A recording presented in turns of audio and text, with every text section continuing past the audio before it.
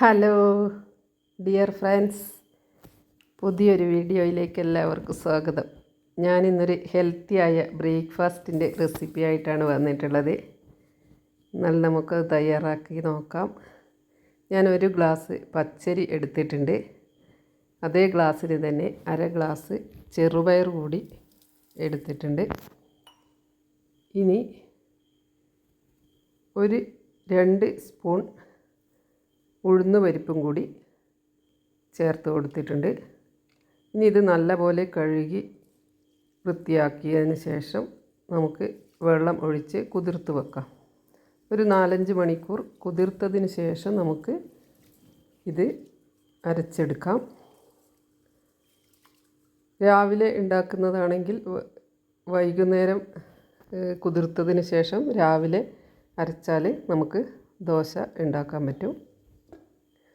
അപ്പോൾ ഞാനിത് വൈകുന്നേരം കുതിർത്ത് വെച്ചു.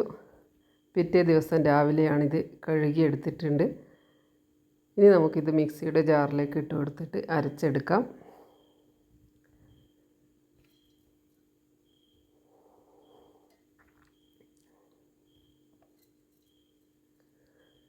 ഇതിൻ്റെ കൂടെ കുറച്ച് പുഴുങ്ങലരിയുടെ ചോറ് ചേർത്ത് കൊടുക്കണം. ഒരു 3/4 ഗ്ലാസ്സിനടുത്ത് ചോറ് ചേർത്ത് കൊടുക്കാം. പിന്നെ ഒരു അര മുറി തേങ്ങ കൂടി ചേർത്ത് കൊടുത്തിട്ട് നല്ല പേസ്റ്റ് പോലെ അരച്ചെടുക്കണം. നന്നായി അരയണം. എന്നിട്ട് ഉപ്പും ചേർത്ത് ഉടനെ തന്നെ നമുക്ക് ചുട്ടെടുക്കാം. ഇത് കുറച്ച് സമയം റെസ്റ്റ് ചെയ്യാനോ ഒന്നും തന്നെ വെക്കേണ്ടതില്ല. ചെറുപയർ ഹെൽത്തിയുമാണ്. പിന്നെ ചെറുപയർ കഴിക്കാൻ മടിയുള്ള കുട്ടികൾക്കൊക്കെ ഇതുപോലെ ദോശയാക്കി കൊടുത്താൽ നല്ലതാണ്.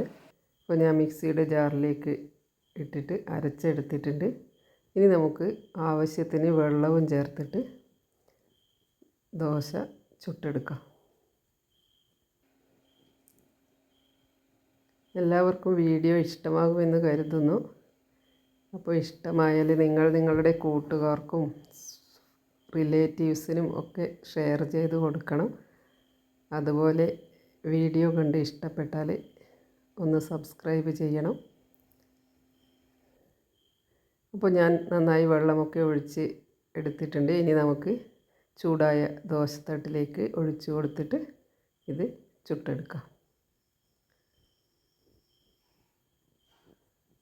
ഞാനിപ്പോൾ ഈ നോൺ സ്റ്റിക്കിൻ്റെ പാനിലാണ് ചുടുന്നത്. അതുകൊണ്ട് തന്നെ നല്ല വെള്ളം ആക്കിയത് കൊണ്ട് ഇങ്ങനെ ചുറ്റിച്ച് കൊടുത്താൽ നന്നായിട്ട് പരന്ന് കിട്ടും.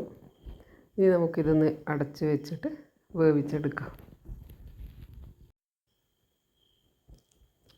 ഒരു ഭാഗം നന്നായി ആയതിന് ശേഷം മറുഭാഗവും തിരിച്ചിട്ട് സാധാരണ നമ്മൾ ദോശ ഇടുന്ന പോലെ. പക്ഷേ ഇതിന് നല്ല ഇങ്ങനെ ബബിൾസൊക്കെ വന്നിട്ടുണ്ട്. നമ്മൾ അരച്ച ഉടനെ തന്നെ ചുട്ടതാണ്. റെസ്റ്റ് ചെയ്യാനൊന്നും വെച്ചിട്ടില്ല.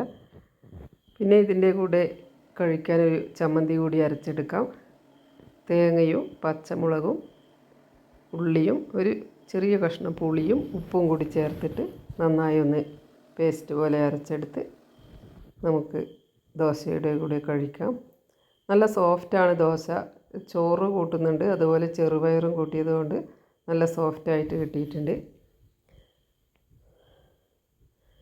ഇനി നമുക്ക് നാളെ അടുത്ത ഒരു വീഡിയോയുമായി കാണും വരെ എല്ലാവർക്കും താങ്ക് യു.